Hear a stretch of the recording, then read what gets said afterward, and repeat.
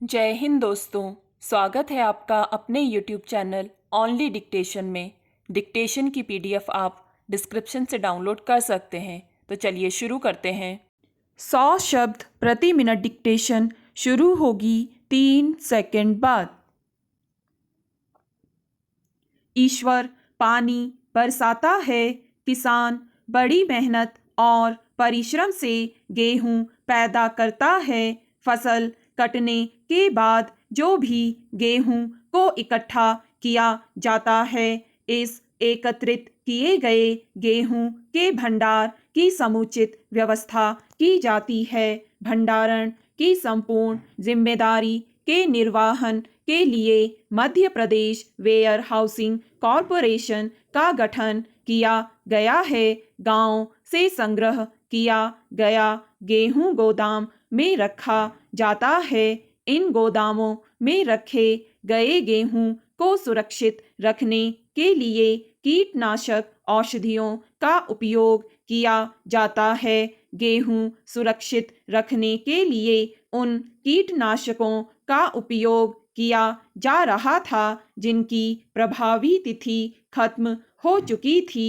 जहां तक मैं समझता हूं कि और सबको मालूम होना चाहिए कि कीटनाशक की प्रमाणीकरण तारीख बीत जाने के बाद उसका उपयोग किया जाना वर्जित होता है, इसलिए कि प्रमाणित तारीख के पश्चात असर नहीं होता है।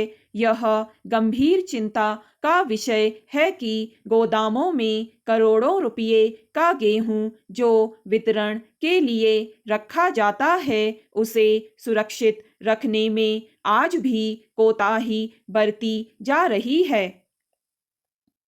माननीय अध्यक्ष महोदय, मध्य प्रदेश वेयर हाउसिंग एवं लॉजिस्टिक कॉरपोरेशन में संग्रहित खाद्यान्न को सुरक्षित रखने हेतु औषधि का नियत कालिक छिड़काव किया जाता है। औषधियों के क्रयकरण के समय यह विशेष ध्यान दिया जाता है कि क्रय की जा रही औषधि तत्काल उत्पादित हो और प्रमाणीकरण तारीख के अंदर की हो।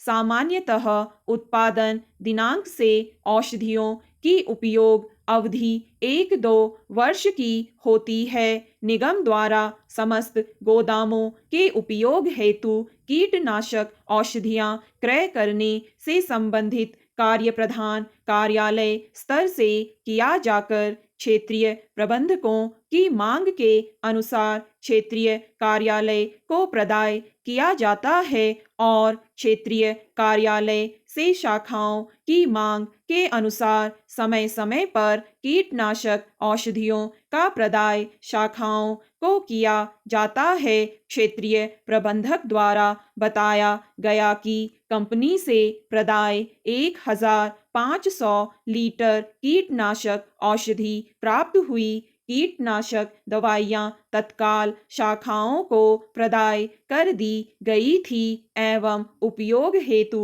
शेष बची 209 लीटर कीटनाशक एक्सपायरी तारीख की हो जाने के फलस्वरूप संबंधित कंपनी को वापस किया गया। उक्त कीटनाशक दवाइयां प्राप्त करते समय और उपयोग करते समय एक्सपायरी तिथि की नहीं थी। मात्र शेष बची 200 लीटर कीटनाशक औषधि कंपनी को वापस की गई। निगम के अधीनस्थ शाखाओं पर गोदाम में संग्रहित स्कंध कीट रहित एवं मानक गुणवत्ता का है।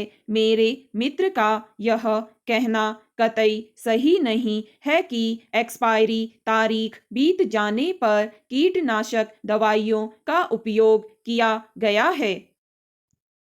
माननीय मंत्री जी, मैं छोटा मोटा किसान हूँ, इसलिए कृषक और काश्तकारों की परेशानी को भली भांति समझता हूँ। इस वर्ष हमारे इलाके के आसपास पर्याप्त मात्रा में वर्षा नहीं हुई है। इस कारण से धान की रोपाई का कार्य नहीं हो पाया। मात्र 10% रोपाई हो पाई। पानी के अभाव में उसमें भी फसल नहीं हुई, इसलिए कृषक लोग अनशन पर बैठे हैं। इस संबंध में कृषक ज्ञापन देकर प्रशासन से मुआवजा मांग रहे हैं, फसल बीमा राशि की मांग कर रहे हैं, किंतु उन्हें राशि नहीं मिली और न ही शासन की ओर से किसी प्रकार के राहत देने के संबंध में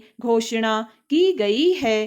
कृषकों का कहना था कि उन्होंने अपना कीमती जेवर जमीन गिरवी रखकर जून जुलाई में रोपाई का काम किया था, वह भी कीट प्रकोप से चौपट हो गई। अब कृषकों के सामने भारी संकट उत्पन्न हो गया है। उन्होंने इस वर्ष की फसल सेवा सहकारी समिति को कर्ज वसूली में दे दी है। बाजार से लिया गया ऋण कैसे अदा करें? आने वाले समय में कैसे खेत की बुआई करें? इस विकराल समस्या से कृषकों को भारी चिंता हो रही है। अब भूखों मरने की स्थिति निर्मित हो गई है। किसान इस समस्या को लेकर 5 दिनों से आमरण अनशन पर बैठे हैं। धान उत्पादक कृषकों के प्रति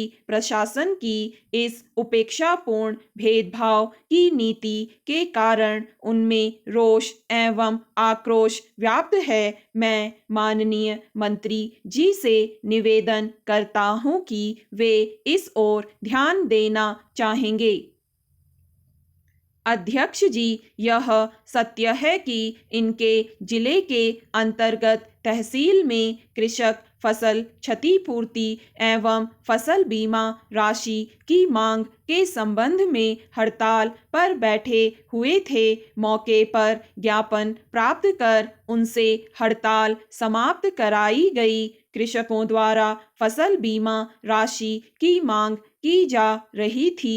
इस संबंध में प्रस्ताव जिला सहकारी केंद्रीय बैंक के माध्यम से कृषि बीमा कंपनी को प्रेषित किया गया है। जहां तक रबी फसल का प्रश्न है, इस संबंध में जांच की जा रही है। कृषि विभाग से भी इस संबंध में जानकारी प्राप्त की जा रही है। प्रस्तुत जानकारी के आधार पर आगामी कार्यवाही की जा सकेगी। कीट प्रकोप के कारण किसी प्रकार की फसल नष्ट होना नहीं पाया गया है। जहां तक भूख से मरने के संबंध में जो बात कही गई है, वहां तक यह स्थिति पैदा ही नहीं हुई है। शासन द्वारा धान उत्पादक कृषकों के प्रति कोई उपेक्षा भेदभाव नहीं किया जा रहा है और न ही शासन प्रशासन के प्रति कोई रोष या